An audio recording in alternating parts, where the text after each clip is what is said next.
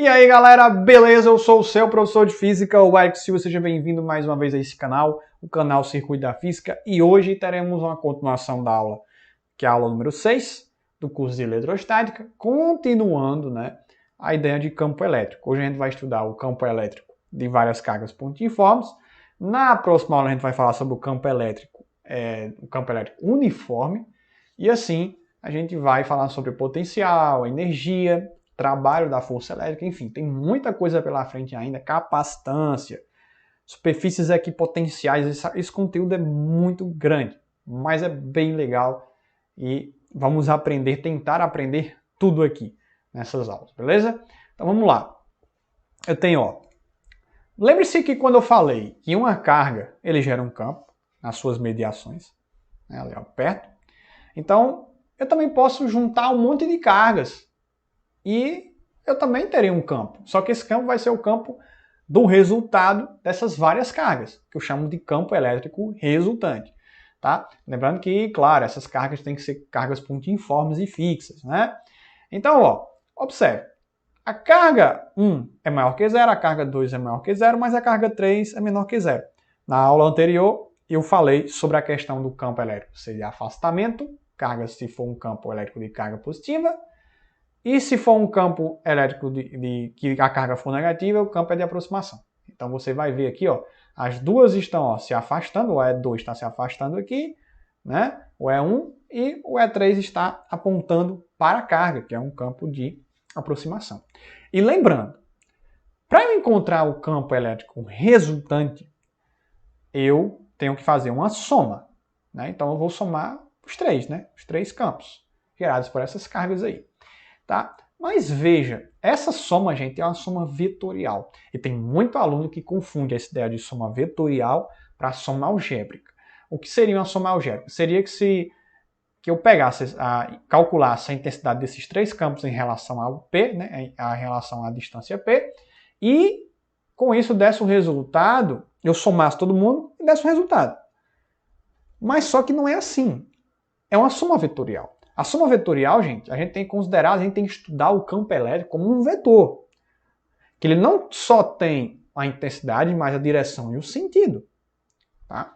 Então, por isso que a gente não pode simplesmente calcular os campos, somar no final e dar o resultado. Não pode. Não pode ser assim. A gente tem que considerar ele como um vetor. E a soma vetorial é outra parada, certo? Resolve de forma, dependendo da geometria do problema, a gente vai ver, Eu vou trazer um exemplo para vocês já, para a gente entender essa coisa de forma bem definida. Tá? Então, imagina aí uma situação, uma ilustração aí, tá? Que cargas positivas, ou cargas negativas, cargas de mesmo sinal, as linhas de campo não se tocam. Tá? Não se tocam.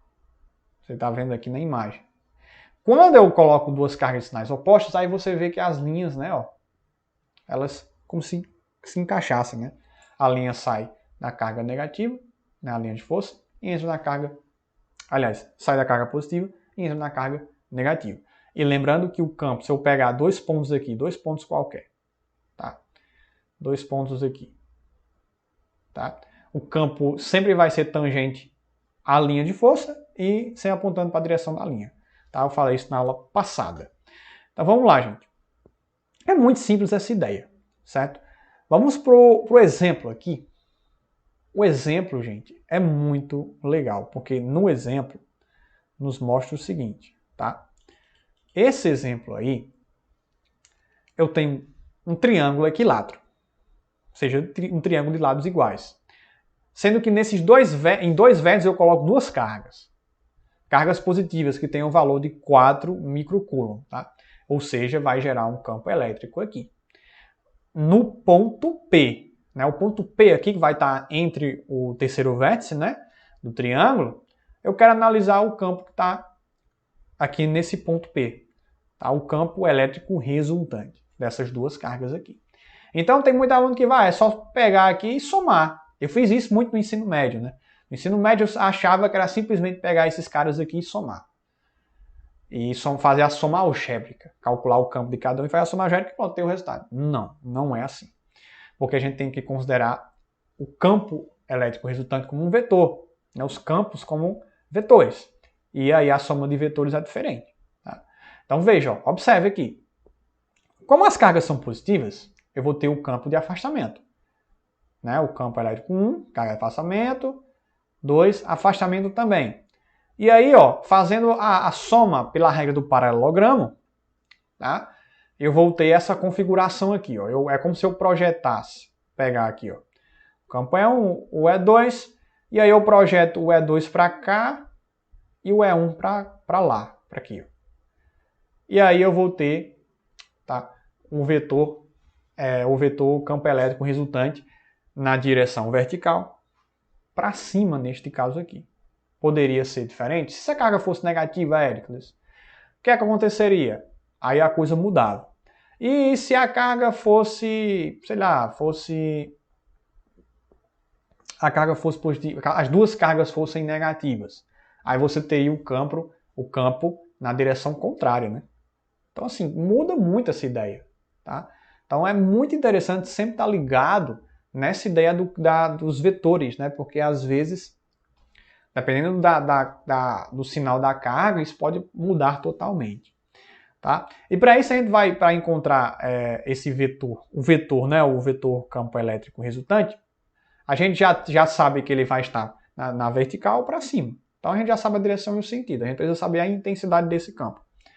Tá? E a intensidade desse campo a gente vai usar a lei dos cossenos. Beleza? Então isso é muito importante, porque a gente vai entender essa ideia de lei dos cossenos mais tarde. Eu vou mostrar para vocês.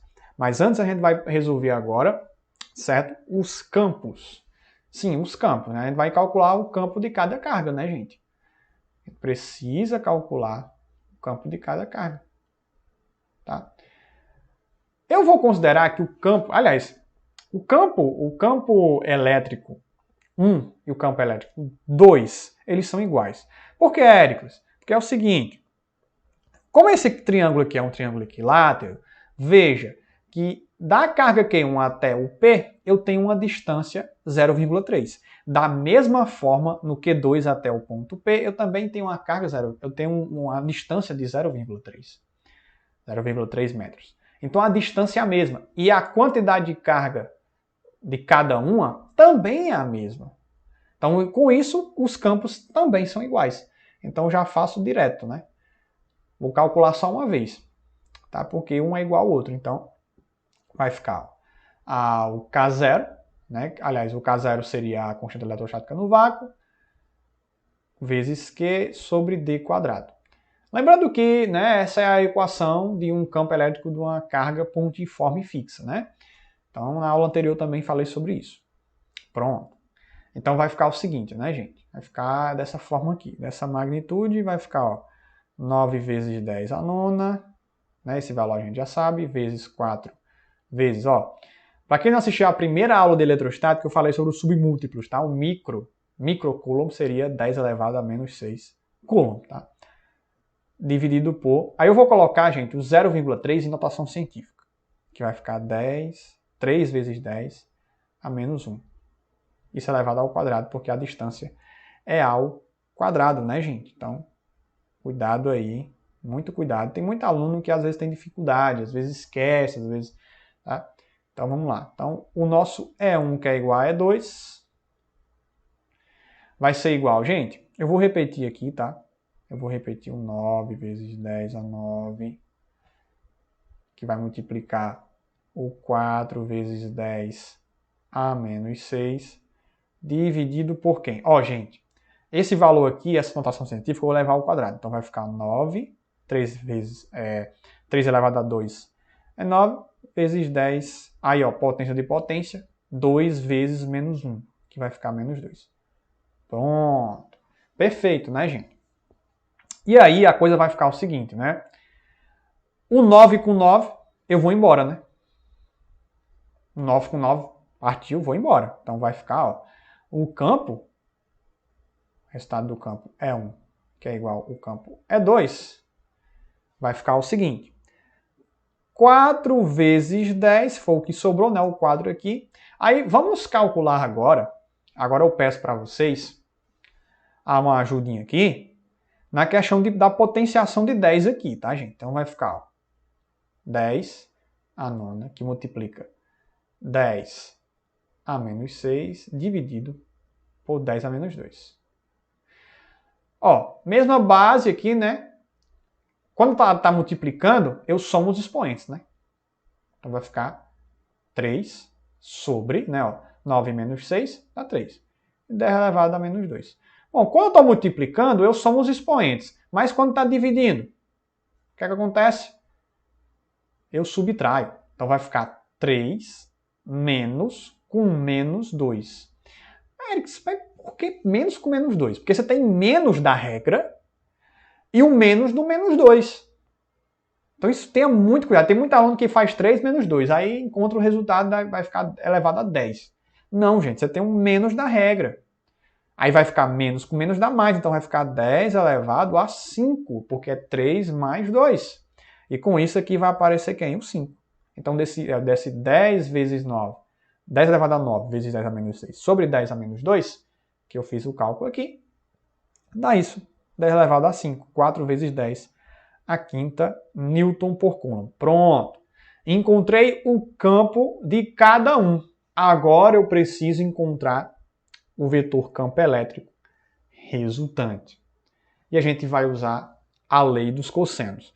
Agora eu quero que você ative a sua espada do Thundercat aí para ter a visão além do alcance, porque a gente vai falar sobre, certo, a lei dos cossenos e de uma forma vetorial, né? Claro, a gente vai fazer uma soma de vetores, né? Para a gente encontrar esse campo elétrico resultante. Bom, agora vamos entender o seguinte. A gente calculou o campo elétrico, tá?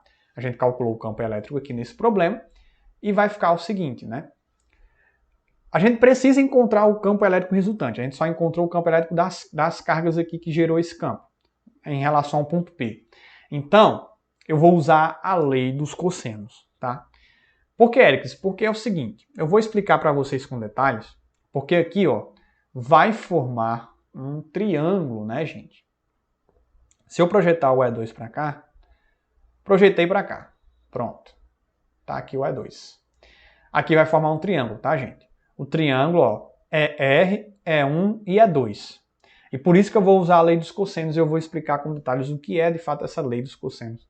Eu já usei em uma aula no exemplo do átomo de Bohr, e agora eu vou usar novamente nessa situação aqui. Bom, então vamos lá. Eu vou fazer um triângulozinho aqui, tá? Pegar aqui um triângulo, tá? E vou fazer aqui, pra gente imaginar esse triângulozinho aqui, tá? Pra gente ver. Pronto, peguei aqui o triângulo, tá? Esse triângulo aqui dá no mesmo formato deste daqui, tá, gente? Mesmo formato. Só que eu vou dar uma diminuída aqui. Pronto. Aqui. Pronto. Beleza. Vamos lá. Aqui está o nosso. Vou colocar em outra cor aqui. Aqui está o nosso. Aqui está o nosso E1. Aliás, aqui está o nosso ER. Aqui está o nosso E1. E aqui está o nosso E2. Tá? Então, vamos lá. Vamos entender aqui como é que funciona essa questão, calcular esse ER. Porque o E1 e E2 a gente já encontrou agora. Que é 4 vezes 10 a quinta Newton por Coulomb. Tá? Aí observe o seguinte. Usando a lei dos cossenos, que a lei dos cossenos nos diz o seguinte. A lei dos cossenos nos diz assim. Se eu tenho um triângulo onde eu tenho dois lados que eu já conheço e um ângulo também entre eles, que eu também já conheço, que eu vou chamar de gama, então eu posso encontrar o lado oposto a esse ângulo. Certo? Que é o nosso ER, que é o que eu quero encontrar. Então, neste caso, eu vou encontrar o ER aqui. Tá? Então, veja. Então, o vetor resultante será igual, aí vai ter, né? Claro que isso aí vem de Pitágoras, né, gente? Então vai ficar E1 ao quadrado mais E2 ao quadrado. Menos 2 vezes E1 vezes E2 vezes o cosseno de gama. Tá? Gama é uma letra grega, tá, gente? Então, feito isso, a gente precisa encontrar. Beleza. o ER, usando essa lei do cosseno aqui, a gente já conhece o E1, o E2, mas gama, a gente conhece esse ângulo gama, aí é o que eu vou pedir para vocês terem a visão além do alcance. Observe o seguinte, gente. O gama vai estar aqui, nessa posição aqui. Aqui é o gama. Tá? Aqui nesse pedacinho aqui, né? E é o ângulo gama. Tá? Veja, a questão nos deu um ângulo aqui, ó, de 60 graus aqui, ó. Que no caso vai ser aqui também, né? No caso, seu triângulo são semelhantes, né? Então aqui vai dar 60 também. 60 nesse pedacinho aqui que está em laranja, mas eu vou colocar de verde. Tá? Beleza. Então, neste caso, aqui é 60, se aqui é 60, aqui é 60 também. Mas qual é a relação que eu tenho, gente, com esse 60 com esse ângulo gama? A gente vai entender agora. Ó, eu vou projetar novamente o E1 para cá. Esse lado aqui eu vou projetar. Então, o que é que vai acontecer? Observe o seguinte. Você concorda comigo que esse ângulo aqui, ó, esse ângulo aqui, né? Se eu tenho o E2 aqui, tá? Lá na imagem lá de cima, tá? Eu estou pegando a imagem aqui. Aqui tem E2, aqui tem E1. Aí eu projetei E2 aqui e projetei E1 aqui também. Tá? Vou colocar aqui E1 também aqui. Então, esse ângulo aqui que eu vou chamar ângulo θ.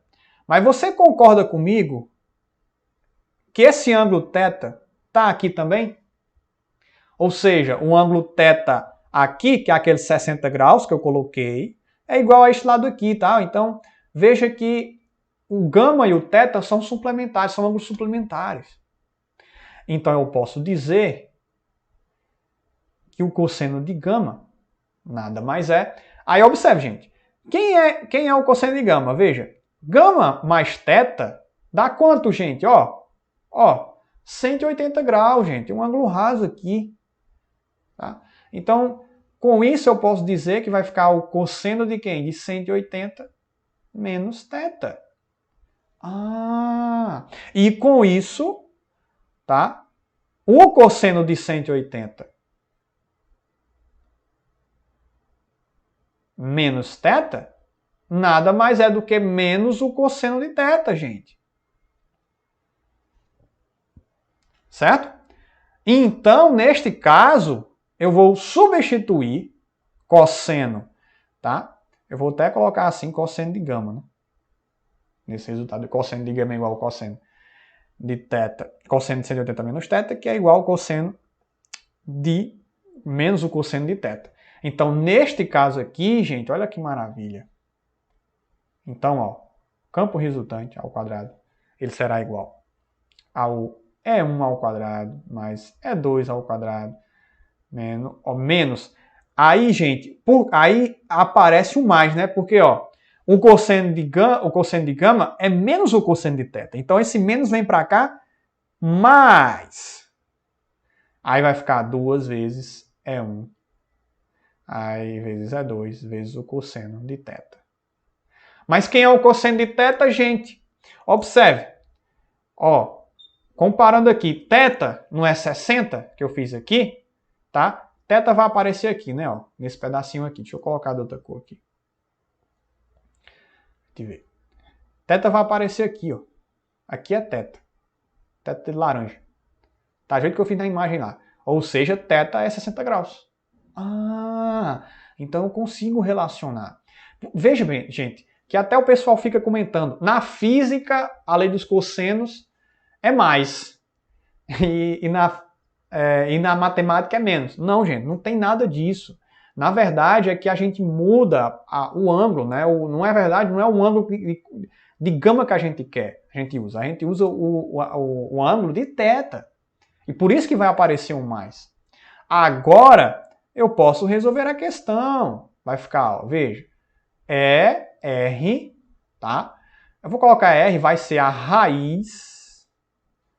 Aí eu vou colocar até aqui para a raiz, né, gente? Dessa galerinha toda aqui. Colocando aqui, né, o E1 ao quadrado, mais... Eu coloquei, faltei colocar aqui o E2 ao quadrado, né, gente? Então vai ficar o E2 ao quadrado mais 2 vezes E1 vezes E2, vezes o cosseno de quem, gente? 60. Eu vou colocar logo o cosseno de 60. Tá? Cosseno de 60 graus. Então, o campo resultante será igual. Vou colocar aqui a raizona, né? Que raiz grande, né? Vamos lá, vamos descer aqui. Então, a raiz vai ficar, ó, 4 vezes 10 à quinta ao quadrado, que é o valor do campo, ao quadrado, né, gente? Olha, esquecendo. Esqueça não. Acompanhe comigo aqui. Ao quadrado de novo, mais 2 vezes. Eu vou colocar E1 vezes E2. Gente, dá o mesmo resultado aqui, que é 4 vezes 10 à quinta ao quadrado, né? Vezes 1 meio. Aí, por que 1 meio? 1 meio é porque é o valor do cosseno de 60. Tá? Se liga aí, tem que lembrar do ciclo trigonométrico, né? Tem que estar sempre lembrando aí. Então, o R nada mais é do que a raiz. Ó, esse 2 aqui vai embora, né? Com esse outro 2. Concorda comigo? Então, vai ficar uma coisa mais ou menos assim, né? Vai ficar, ó, 4 vezes 10 à quinta quadrado, mais 4 vezes 10 à quinta ao quadrado de novo. Aí sobrou também, né, gente? Mais 4 vezes 10 à quinta. Tudo ao quadrado de novo. Aí só vou fechar a raizona aqui. Gente, visão além do alcance de novo. Observe o seguinte. Se você tem a visão além do alcance, você vai conseguir entender logo o que eu vou fazer aqui agora. Tá? Observe. Tenha o olho aguçado. Isso é muito importante, gente, porque simplifica demais a vida de vocês. Tá? Observe, eu tenho o mesmo valor, né, gente? Ó, eu tenho 4 vezes 10 à quinta ao quadrado, mais 4 vezes 10 à quinta ao quadrado, mais 4 vezes 10 à quinta ao quadrado. Ou seja, 3 vezes. Então eu posso fazer assim, eu posso colocar isso vezes. Aí, ó, quem é esse 4 vezes 10 à quinta ao quadrado? É 16 vezes 10 a 10. 4 ao quadrado, 16. 10 à quinta por potência de 2 é 2 vezes 5, é 10. Pronto, meu filho. Olha a besteira. Diminui bastante essa raiz. E aí, qual é o resultado dessa girigonçona aí, ó? Qual é o resultado, gente? Ó, a raiz de 16 é 4. Então, vai 4. A raiz de 3 vai ficar, realmente, 3 vai ficar dentro da raiz, então vai ficar 4. Raiz de 3 que multiplica 10 a quinta, porque como é a raiz quadrada, dividir 10 por 2, que é 5, né? Não é isso? Newton por Coulomb, né, gente? Newton por Coulomb, né? Newton vezes Coulomb, não. Ele veio errando aí. O professor também erra, viu? Então, veja. Esse foi o resultado do campo, né? Do campo resultante. 4 vezes raiz de 3 vezes 10 à quinta, Newton por Coulomb. Olha que cálculo, certo? Maravilhoso. Isso aqui é maravilhoso. Se você não gostou, meu gente, olha, tá ruim para você, hein? Você tem que amar isso aqui. Então, gente, muito obrigado por assistir esse vídeo. Eu espero que vocês tenham gostado. Qualquer dúvida, coloca nos comentários. Agradeço demais a oportunidade de dar uma aula aqui para vocês, de forma gratuita. E até a próxima.